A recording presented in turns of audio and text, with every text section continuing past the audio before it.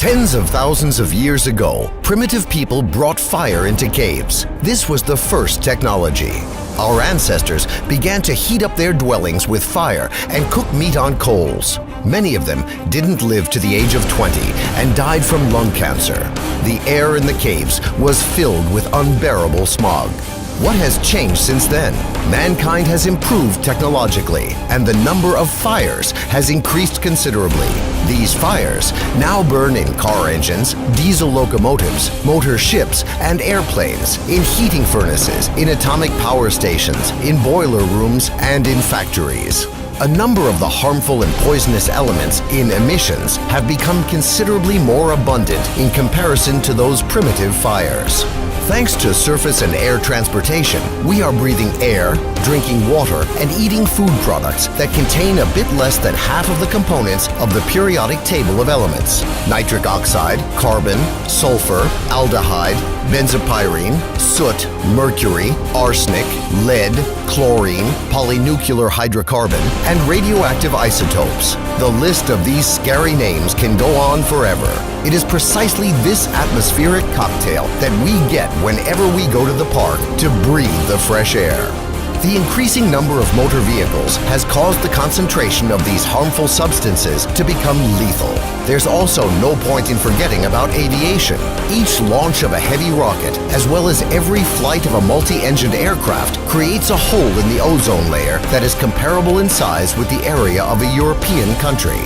By the end of the century, transportation will have the capability of killing more than 150 million people in accidents and disasters and causing over 1.5 billion people to become invalids and cripples. How to avoid making this monstrous sacrifice? How to keep our planet green and not ash gray? Ride horses? Walk? Hey, Marty McFly, could you lend us, the planet's current inhabitants, 7 billion hoverboards from your past future? Indeed, effective transport has already been developed by the scientist Anatoly Yunitskiy. This genius of an engineer invented the ideal transport in every sense of the word. It's called the Rail Skyway. More than 30 years and several hundreds of millions of dollars have already been invested in order to bring Yunitskiy's project to life. What do you envision to be the transport of the future? Just imagine a lightweight train or a sports car with steel wheels, which is situated on open-work elevated rails.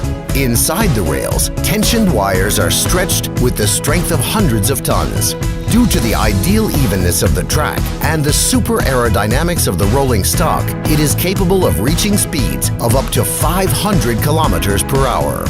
The cost of the trip to you will be 7 times cheaper than that of a conventional train. The level of safety will be 2,000 times higher than traveling by automobile, and a trip will require 10 times less electrical energy or fuel.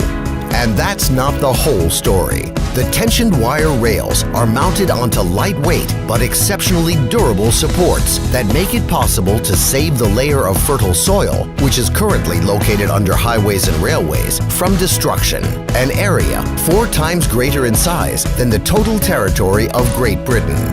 This soil will remain alive, it will breathe, and the green plants growing on it will produce sufficient oxygen for billions of people to breathe.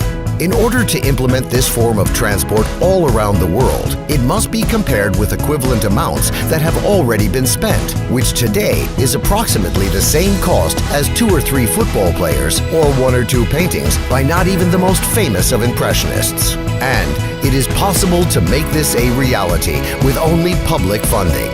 This is precisely the type of transport that is needed by you and me, and only we can cause this project to become a reality. Become a co-investor of the public transport future. Invest in the future of your planet.